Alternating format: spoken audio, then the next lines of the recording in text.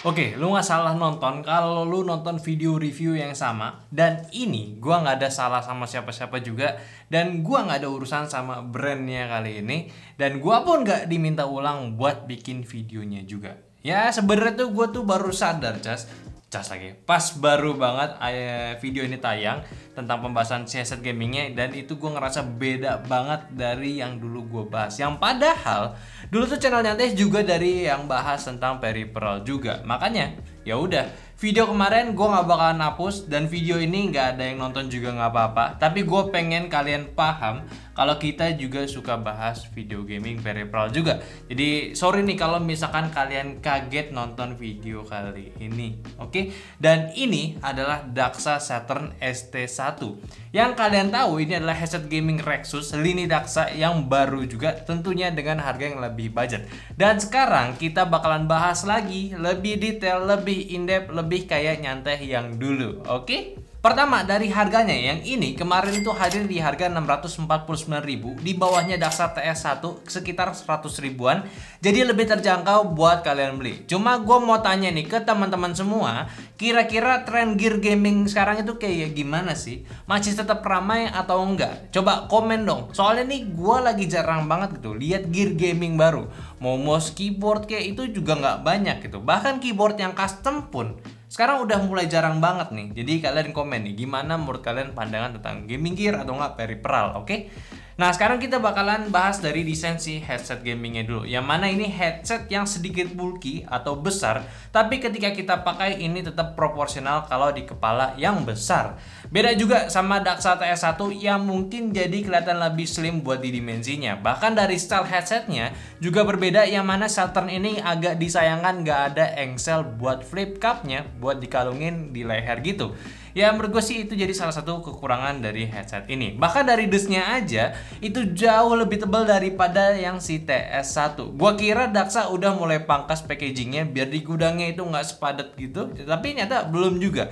Di packaging ini gede banget, tapi di dalamnya juga tetap komplit. Dapat aksesoris seperti kabel USB A to C buat chargingnya, kabel aux buat mode kabelnya, mic tambahan, dongle 2,4 GHz, adapter untuk si dongle, dokumen pelengkap, serta ada pouchnya. Di headsetnya, dia ini menggunakan material full ABS, kecuali di adjustable bandnya ini ada metal plate gitu. Terus untuk paddingnya ini full lapis fabric yang isinya memory foam. Nyaman di kepala pakainya, terus juga ada tanda kiri kanan kecil biar nggak ketukar. Serta buat adjustable bandnya ini, ya dia per step gitulah, kayak headset gaming lainnya. Kalau earpadnya sendiri sama, bahannya yang cukup nyaman di telinga, nggak bikin keringetan pas dipakai lama. Bahkan kacamata pun masih nggak neken kalau dipakai. Cuma ya itu minusnya, karena ini masih fabrik, pasti isolasinya itu nggak kedap kayak lo pakai yang leather sintetis. Ya nggak tahu sih ini minus atau enggak buat kalian. Cuma ya buat gua style isolasi fabriknya ini udah enak sih, pas dan kedapnya fabriknya harus dicatat itu ya. Terus di bagian cupnya yang emang cukup gede ini, engselnya itu cuma buat adjust untuk kepala biar restingnya itu enak. Dan bentuknya pun juga udah pasti over ear ya, yang mana nutup semua area telinga kita. Di bagian cupnya juga ada tulisan detail Daxa, dan juga ada dua LED strip yang terang banget pencahayaannya, yang lu bisa atur dari tombolnya sesuka hati. Ini kaget sih nih, ini LED-nya tuh seterangin gitu. Mungkin lo nggak kelihatan kalau di layar, kalau misalkan gua nyalahin ya, ataupun di b-roll. Tapi pas lo pegang langsung, ini gila sih warnanya, unik bener gitu ya. Seterang ini untuk sebuah headset gaming. Jujur aja gua agak kaget, Rexus desain headsetnya ini bulky ya, nggak kayak biasanya mereka desain. Ya gue sih sebenarnya expect ini bakalan jadi penerus si TS1 tadinya. Ternyata pas udah hadir, ini bukan, dan harganya pun di bawahnya TS1. Jadi ya sangat wajar dari desain headsetnya berbeda, dan gua setuju agak di bawahnya TS1 memang. Terus untuk tombol dan portnya ini, di sisi kanan cuma ada tombol power sekaligus pengaturan lightingnya. Di sisi kiri ada port mic tambahan, terus ada lubang kecil untuk mic headsetnya, USB Type-C untuk pengecasan baterainya, LED indikator, port aux-nya, dial volume, mute mic switch, turn toggle untuk 2,4 GHz, serta untuk Bluetooth-nya. Nah untuk koneksi harusnya udah jelas ya, headset ini udah triple connection, bisa dihubungin secara tiga cara gitu ya. Yang pertama pakai kabel, dongle 2,4 GHz, dan juga pakai Bluetooth. Serta dongle-nya ini pakai port Type-C cuy. Jadi udah jelas Daxa sekarang main ke ranah mobile, ke ranah smartphone. Tapi ya bentuknya yang kayak begini sebenarnya agak bikin gemes gemes gitu. Buat smartphone mungkin ini udah terbaik bentukannya, digenggam tangan pun pas lagi main game ini enak. Tapi kalau buat ke laptop ataupun ke PC, otomatis bakalan habisin colokan di sampingnya. Ya nggak bisa dipungkiri lagi, untuk gaming di handphone sekarang pun juga udah lebih banyak ketimbang PC sekarang. So ya menurut gue sih untuk saat ini udah move yang bagus untuk Daksa. Untuk pemakaian sendiri juga sama, kayak lu pakai headset gaming wireless lainnya, plug and play dan connect and play. Karena Bluetooth-nya juga ada audio cue-nya di bagian dalamnya, jadi kurang lebih sama kayak untuk sistem-sistem headset gaming lainnya. Simpelnya ya, untuk konektivitasnya ya kabel kalau kalian mau tanpa latensi sama sekali, ataupun gak percaya dongle-nya. Terus kalau misalnya pakai dongle, itu rasanya sih menurut gua udah kayak pakai kabel. Dan Bluetooth ya masih ada jeda sedikit, tapi untuk suaranya ya udah oke, tapi ya untuk latensinya minim-minim aja lah. Cara pakainya pun juga tergolong simple, kayak tinggal nyalain aja headsetnya. Kalau komodo dongle ya dia bakalan auto pair sama dongle yang udah dicolok ke PC atau ke device lainnya. Dan untuk Bluetoothnya perlu di switch modenya dulu, dan pairingnya seperti biasa pas di mode pairing ke handphone kalian. Gak ada yang ribet sih selama connectingnya di berbagai cara. Ya mungkin ini bukan teknologi baru juga, yang udah sangat wajar kalau hal ini udah bagus. Jadi ya udah gitu. Bahkan buat jarak pakainya sendiri ini udah cukup stabil.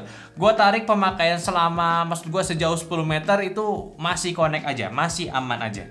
Dan selama penggunaan sih gue nggak ada masalah juga pas pakai si headset gamingnya. Cuma memang untuk sound karakternya ini nggak kayak Daksa TS1 yang V-shape tapi condong ke balance. Yang ini lebih condong V-shape tapi yang ngebass tebal banget sampai gumuh ke area midnya.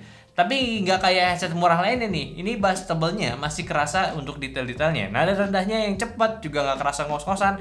Dan drivernya secara overall ini bassnya agak boomy gitu loh ya. Ya kalau untuk mid ya masih kedengeran sebenarnya. Cuma memang porsinya ini agak tenggelam ketimbang suara bass dan juga treble-nya. Serta untuk treble sendiri ini ya biasa aja buat ngimbangin yang bassnya pada headsetnya. Ya kurang lebih seperti itu. Ya secara overall juga memang kerasa nih headset tuh buat main game ya. Kayak ambient saat main game tuh dapat banget. Suara stepnya kerasa juga ya ala-ala pakai headset gaming lainnya. Terus juga untuk dari separasi ada, tapi gue sendiri kurang suka karena terlalu tenggelam sama bassnya, jadi agak nyampur gitu untuk suaranya. Dan untuk stagingnya ini baru lumayan asik karena memang dari KB sendiri udah cukup besar juga. Ya secara overall lagi emang bener ini buat main game aja gitu.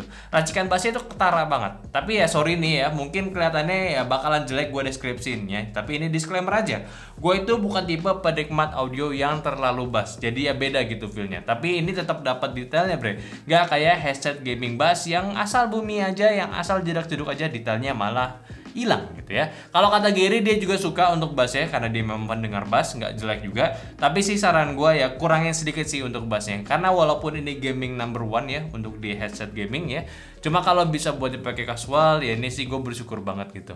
Sama juga untuk soal mic ini agak unik, dia ini punya dua mic sebenarnya, satu pakai tangkai dan satunya lagi ya udah built-in di headsetnya. Yang sayangnya cuma kerjanya itu ganti-gantian aja, kayak lu nggak pakai si tangkai otomatis bakal pakai mic headsetnya, dan kebalikannya gitu. Ya gitulah, gue kira awalnya tuh mic headsetnya ini bakal bekerja dan mic headset yang ada di langsung di headsetnya bakal jadi noise cancellingnya gitu loh. Ternyata belum ya.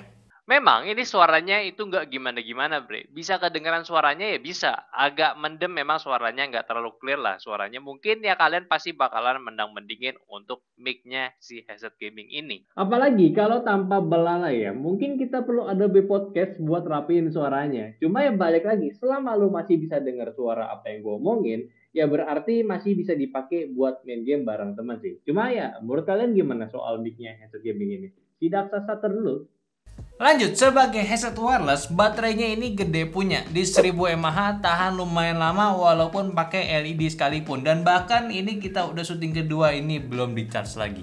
Dan walaupun besar kapasitas baterainya, headsetnya pun ya besar juga. Ya bobotnya ini nggak nyampe di 400 gram, cuma di 320 gram aja. Yang mana ini standar, nggak terlalu beratin kepala kita.